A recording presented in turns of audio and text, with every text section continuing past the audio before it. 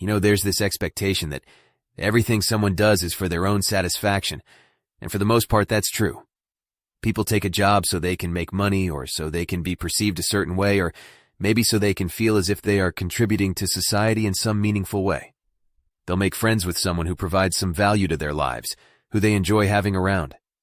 They might even just tolerate a person if their value outweighs their personality. But there's a switch that you can turn sometimes, and you have to be cautious with it because turning the switch is like asking the question, what is my value? The switch can be a lot of things, which range from yawning somewhat loudly to asking basic questions or just needing some time to yourself, and it's surprising how quickly you get an answer with most people. So I've decided that I no longer need the switch, and it's almost scary how easy it is. Almost like uninstalling a light in a room. I can't see anything, but at least it's not flickering all the time. I don't have to guess if there's going to be light today, because I know it's going to be off. Must be hard trying to cook in the dark. It's actually quite nice once you give it a try. So what's the end game here? Surely you enjoy a good light. Might even sneak in a candle or two if you don't catch yourself in the act. I'm sure you're the great electrician yourself, seeing as how yours never seems to fade. Or are you just the clap-on kind of type with batteries built to last? Never claimed I wasn't a hypocrite, of course I am. No one's reliable, but that's my point. It's exhausting trying to keep that value or to consider someone's value to be just as good over the years.